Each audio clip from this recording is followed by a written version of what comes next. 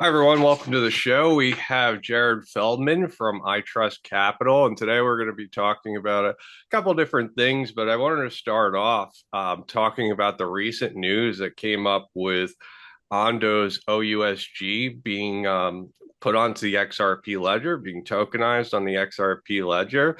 And Jared, I believe you had some insights before we started the show. Would you like to elaborate? Absolutely. Thanks for having me on. For those who do not know me, I'm Jared Feldman. I'm the SVP of Operations at iTrustCapital. Looking forward to getting more into what iTrustCapital does, but for the sake of the beginning of this conversation, it is another exciting day in crypto, another innovative day in crypto, and we see a huge shift in this real world asset narrative. The example in this case is Ondo Finance, which is a protocol. They have an ERC20 token, Ondo, but they are a real world asset driven protocol that emphasizes the generation, storage, buying and selling, transferring of real world assets on chain. And one of their products is called OUSG, which is a treasury real world asset, which I think BlackRock is also affiliated with the product on the back end. And they had a strategic relationship that was announced with Ripple, in which RLUSD, which is Ripple's stablecoin, is going to be used to mint and or redeem OUSG, which gives an amazing opportunity for folks using the XRP ledger to be able to get exposure and to be able to keep building on this real world asset narrative. Will there be smart contract opportunities, yield opportunities for XRP that sprout as a result of this sort of relationship? I would say quite possibly. That could be a conversation for another time, but it is a really good example of how this real world asset narrative continues to be pushed forward.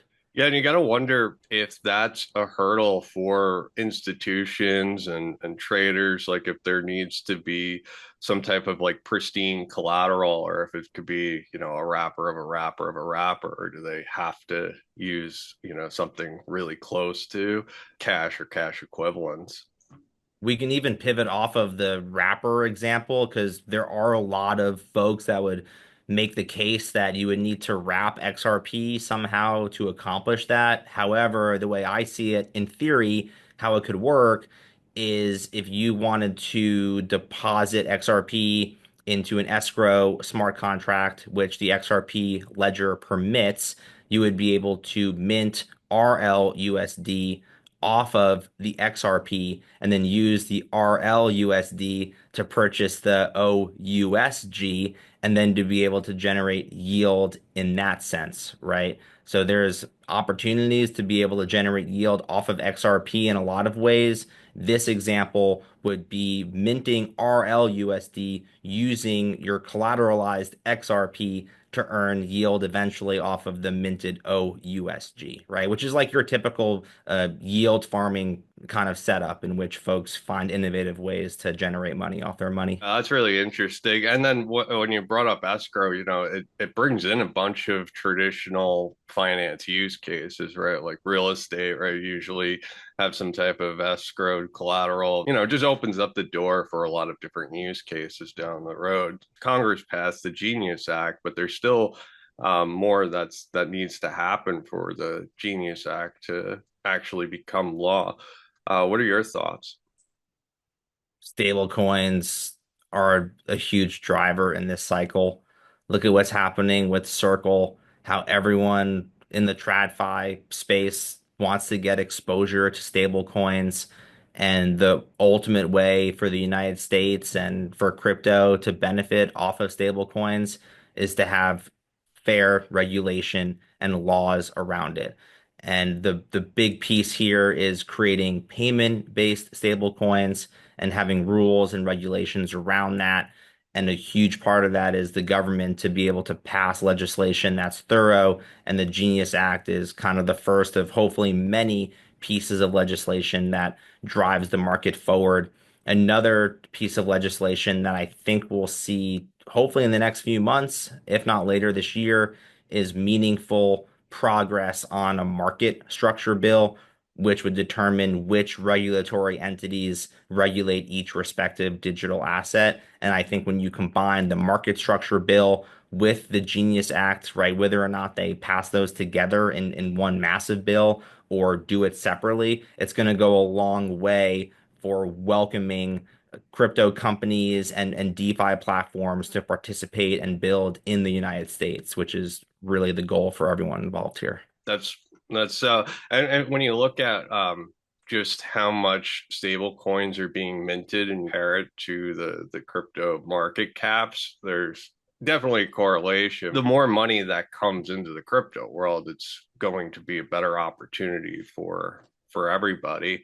Just switching gears a little bit, we're talking about some of these larger institutions, BlackRock, Fidelity, they're all coming into the crypto space and there's more competition happening IRA space. So I just wanted to know what makes iTrust different. Trust Capital is a crypto platform that facilitates the buying, selling, as well as storage of all sorts of digital assets. We have 80 plus tokens on the platform right now. We also have physical gold and physical silver, which our clients really covet, and that sets us apart in the marketplace. Our main focus is providing retail access to crypto solutions that are normally only reserved for institutional types of investors. We have strategic relationships with Coinbase Prime, with Fidelity Digital Assets, as well as Fireblocks that our clients use to be able to access products and services that are regularly only seen in the institutional space, right? We build our products using secure loop systems. What does that mean? It means that funds can only be sent from you and can only be sent back to you. Our retirement account, and we can talk about our non-retirement accounts in a little bit, but our retirement account permits our users to actually withdraw crypto as part of their retirement income. So if someone has a required minimum distribution, we can actually send them any crypto on our platform in a regulatory compliant way. And there's not that many, if any, other IRA providers in the crypto space that permit their clients to do that. You mentioned precious metals, right? So you kind of touched on this, but would people that invest in precious metals, would they ever be able to take delivery of any of the precious metals that they invest in? Absolutely. Our product is through Kitco. They're a precious metal dealer. They have access to a product that's offered through the Royal Canadian Mint, in which large bars are guaranteed and vaulted for both gold and silver via the Royal Canadian Mint, which is an audited program. The beauty behind the program is because the gold and silver are huge bars and they're broken up digitally using a private blockchain, right? So these are real world assets that are being leveraged on a private blockchain. Our clients are getting 24/7 access for trading. They're also getting physical gold and physical silver that are actually backed in a really transparent fashion because of that private blockchain mechanism. There's also cost efficiency that is created by using that setup. And our clients can take their ounces, right? Let's say you have 4 ounces on our platform of gold. You can convert that onto Kitco's platform on their website, and they'll send you rounds, they'll send you physical bars, whatever you want to choose on their website by utilizing that setup. Who you mentioned Fireblocks is they're the custodian. Do you know what type of technology that they're using? And if anything ever happened to Fireblocks, are they insured? It's a great question. And part of the reason why we take a lot of pride in what we do is because there's a lot of intricacies when it comes to setting up this type of product within a retirement account and also outside of a retirement account. And we offer both types of products. For the sake of our retirement account, we plug into what's referred to as a qualified custodian. And our qualified custodian is Fortis Bank. They're a state regulated and chartered bank and trust company. Fortis Bank leverages institutional storage providers like Coinbase Prime, Fidelity Digital Assets, and Fireblocks, right? So there's two different levels, and I feel like it's important to kind of touch on that structure just for transparency's sake. These partners all have insurance right now. Are all the funds insured on all of these platforms? No, you're never going to find any crypto platform that has all of the funds on their platform insured. And any crypto platform that tells you that everything is insured are not being very straightforward or truthful with you. Now, the fact that these providers all have insurance goes to show that they've been stress tested, they've been audited, and an insurance company has been willing to underwrite, which is a huge testament to their security and how they've gone about uh, having good protocols across all of their different platforms. If one of these places were to go down, our qualified custodian would ultimately step in to make sure that all funds are divvied up properly. But at the end of the day, we haven't even seen anything remotely like that because these are stress tested, very well respected institutions. Now we've been kind of mixed in the weeds and we're in the weeds here and with our jargon and everything. I just want for anybody that doesn't understand, um, what exactly an IRA is and what's the non-retirement account and what's the benefits of everything. An individual retirement account is a retirement vehicle for folks that want to financially plan and save for the long term. Retirement accounts in the United States have tax sheltered status. There are ways to take deductions when you contribute to a traditional IRA. A Roth IRA, you do not take a deduction, but those funds come out tax free. We don't really need to get into the weeds on the taxability and the structure of each type of retirement account. What we should focus on is the tax shelter nature of every single retirement account. Whether it's a SEP IRA, a simplified employer pension, a Roth IRA, a traditional IRA, our clients bring in inherited IRAs. They're all tax sheltered. What does that mean? It means that all buying or selling or income earned in that retirement vehicle are sheltered from capital gains or income taxes. This is why most of the trading in the United States occurs in retirement vehicles. We're also going to be offering staking, right? Our clients that earn yield on their staked assets or who earn APY on their staked assets for that matter, it's all going to be tax sheltered. And that's why sophisticated investors typically have fixed income interest earning vehicles in their retirement account. And at a very high level, that's how the individual retirement accounts work. Just a little side story. I've had a lot of friends try to create their own self-directed IRAs and 401ks, and the tax law is so complicated that they end up using a DEX or they end up swapping a token that goes outside of their self-directed IRA, and then they ended up getting fined by the IRS for absurd amounts of money. So when Jared's talking about having these closed loop systems, everything is compliant on iTrust side, so you don't really have to worry about if you're doing the right or wrong thing. The right thing is already just baked into it. You were mentioning the non-retirement and an IRA or a 401k. Individual retirement account is an account type in which people usually fund with a cash contribution, right? So, hey, I want to make sure that I'm saving for retirement. How much can I put in to an individual retirement account every single year? I believe the maximum right now is $8,000 if you're over the age of 50. It's $7,000 if you're under the age of 50. That's typically the 101 of how people contribute to an IRA. However, when folks work at a company, they typically get a 401k. And let's say you're at Pepsi, you're working as a VP of marketing over at Pepsi, and you're contributing to your 401k, and you get a great job at Coca-Cola, right? Coca-Cola poaches you from Pepsi. You can move that 401k from Pepsi to Coca-Cola, or you can move that 401k to an IRA at an IRA provider and you can allocate into assets that you choose to. Typically, 401ks are very restricting, right? You can only do a target date fund or funds that they choose for you. Whereas an individual retirement account, you get a lot more flexibility, and that's why people typically take that opportunity when they leave a job to move funds into an IRA. Once you have an individual retirement account, you can transfer that retirement account anywhere you want. So let's say you move that IRA to a company that's more of a legacy financial institution and you want to invest in crypto, you typically don't have a lot of options. You can put it into an ETF, but right now there's only two digital assets that have ETFs. Let's say you want to buy XRP or if you want to buy Sol.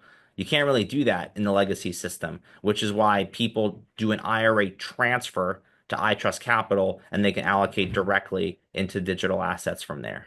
If somebody already has an IRA set up with their employer and they're investing in equities or something like that, could they open up another IRA with iTrust and like alternate? Like, let's say that one year they want to invest in crypto, the next year they want to invest in equities. Is that something like that possible? It's possible. That's where we get into more complex financial planning strategies, and we don't provide financial advice. What people typically do is if they max out their 401k at their job, they typically can't do a deductible contribution into a traditional IRA. And if they make over a certain amount, they cannot do a Roth IRA. But the short answer is yes, people can, if they work with a tax advisor, contribute to their 401k and or an IRA account, semi-annually or every other year, however they want to set it up. Can you move your 401k from your current employer to an IRA provider? 95% of the time, you need to leave your job or be 59 and a half to move a 401k. Some people can do it, but most people cannot. So for people that do their own taxes, right? Like I use Coinly or the Coin, whatever it's called, but there's accounting tools for all your wallets that you could set up. With an IRA, do you have to put in all that information, or are those documents provided by iTrust, or you just completely omit it from the taxes? Very simple in the setup, right? None of the buying and selling are creating capital gains, and therefore none of the buying and selling requires reporting to the IRS. That's just how a retirement account works. For a client that moves over a cash contribution from their bank account, they'll get a 5498 at the end of June. For clients who take a distribution or do a traditional to Roth conversion, they'll get a 1099 usually by the end of January. And it's really as simple as that. There's no like aggregating your trades and figuring out your cost basis when you're doing it within an individual retirement account. You mentioned Coinbase was one of iTrust partners. Would everything on the Coinbase exchange be available for people trading within their IRA margin or leverage, for example? Most of the tokens that are available on Coinbase app or Coinbase Exchange are available on Coinbase Prime. That doesn't mean that it's available on our platform though, because we pick and choose which assets we list on the platform based on our own due diligence process, as well as what our clients desire to see. Coinbase has hundreds, if not more, digital assets. We have 80 plus tokens. So it's very curated based on what our clients request, and we have pretty stringent due diligence processes as well.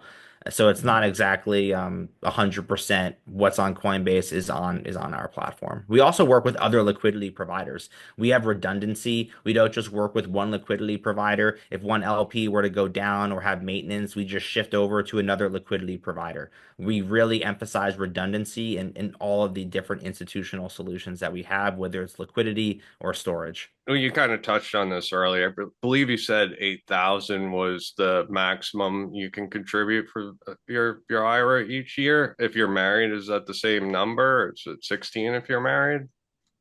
So it's always based off of the individual's ability. It's not as a couple, right? When you're married, maybe you file your taxes jointly, but you're most certainly not contributing to an IRA jointly. Every individual retirement account is for the individual, right? So if Mary and Joe are on our platform, Mary has her own account and Joe has his own account, but each can contribute 7,000 per year. If they're over 50 years old, they can each do $8,000 per year. What happens if you get an airdrop? Only airdrop that we've ever participated in was Flare.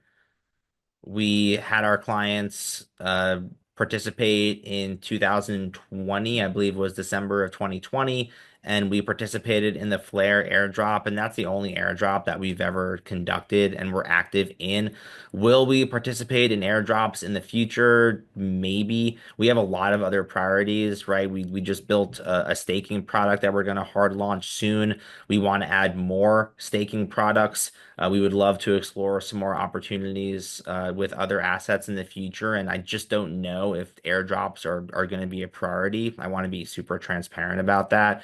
If an airdrop does occur, iTrustCapital has access to those wallets, but it also depends if the institutional storage provider also gives you access to that airdrop because we're not on chain, right? That is not a secure way of conducting business for these account types.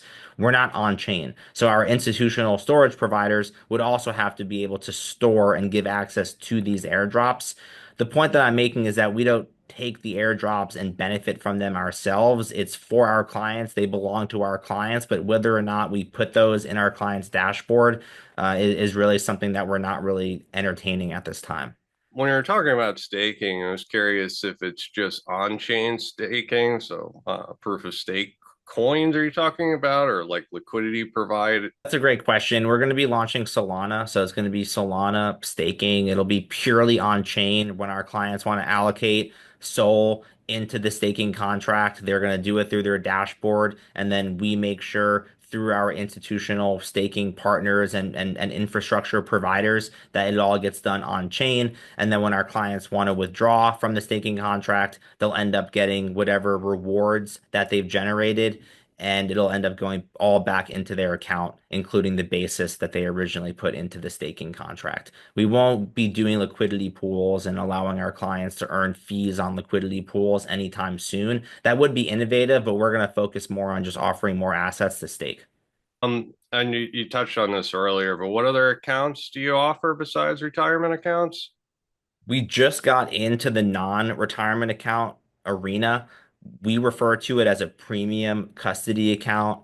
And the reason why we did it is because we have heard story after story after story of individuals who are crypto curious. Some of them are even more experienced crypto investors, and they deposit their funds, whether it's in their own keys or they do it on a mainstream exchange, and they become the subject of these phishing attempts and other related scams.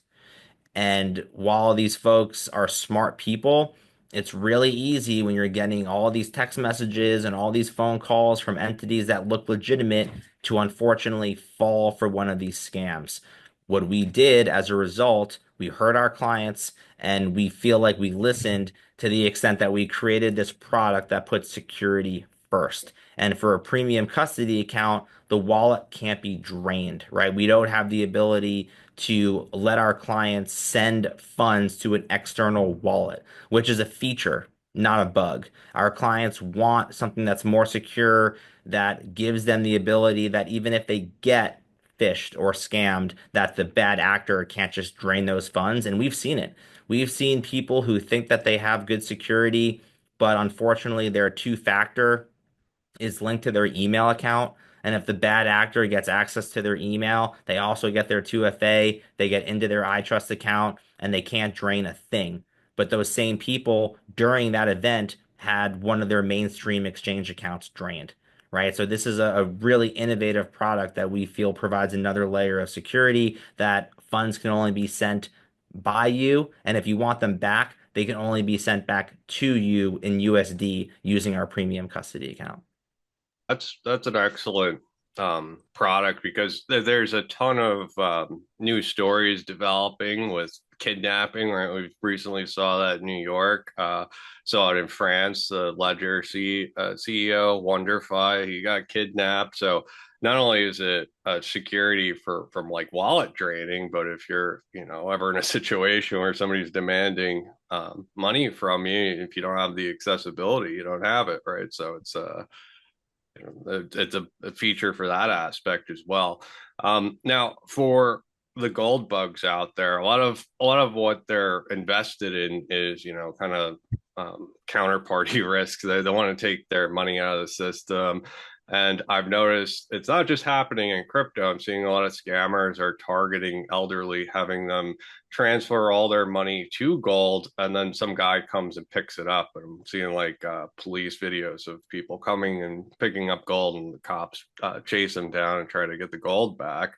Um, what would you say to somebody that would be interested in the other account and they're gold bugs and they're still hesitant about the counterparty risk?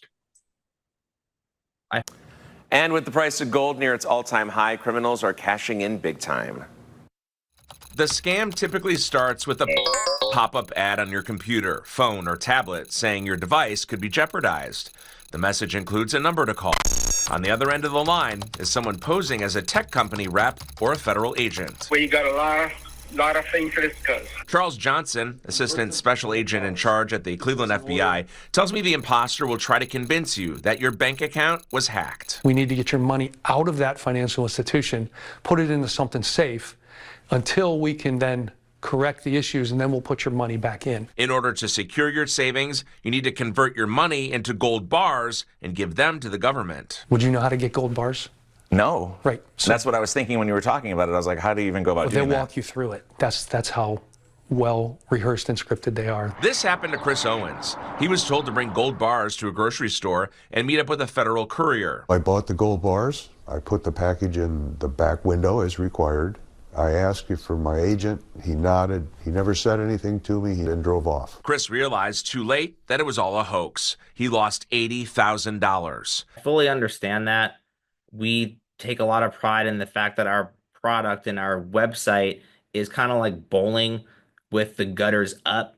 Our clients want to be able to feel more secure by being more captive on our platform. And if they want to withdraw funds, then we verify that they are who they say they are, including on video verification calls. And they kind of feel a lot more safe and secure because of that setup.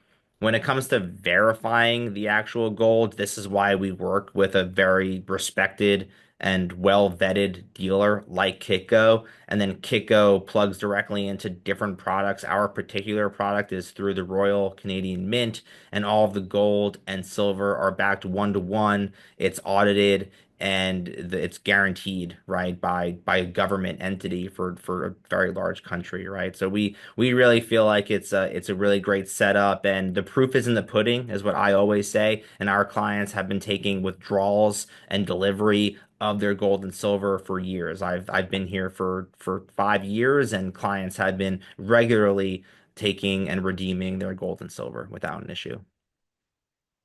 Is there anything that we may have missed that you think is important to cover? We covered a lot of things. I feel really confident that we touched all the bases. I would encourage folks to check us out, iTrustCapital.com. And I would also encourage them that if they do make an account, that they go through your link, right? So they are eligible for the $100 reward. And I'm sure you can kind of go through the different steps that your listeners can take in order to make sure that they properly set up the account through your strategic partnership with us. Use the link iTrustCapital.com/Darren to receive a $100 funding bonus. In order to be eligible for the funding bonus, you need to deposit $1,000 or more into your newly created IRA account, and you'll receive the $100 usually around 30 days. One more thing that I'll add is we're a US-based company with US-based support. So don't hesitate to call us on our open phone line. We're open 7 a.m. to 5 o'clock Pacific. And it's something that our clients really value that you don't typically see from other crypto platforms, that you can just call us whenever you'd like. And we're happy to assist in any way.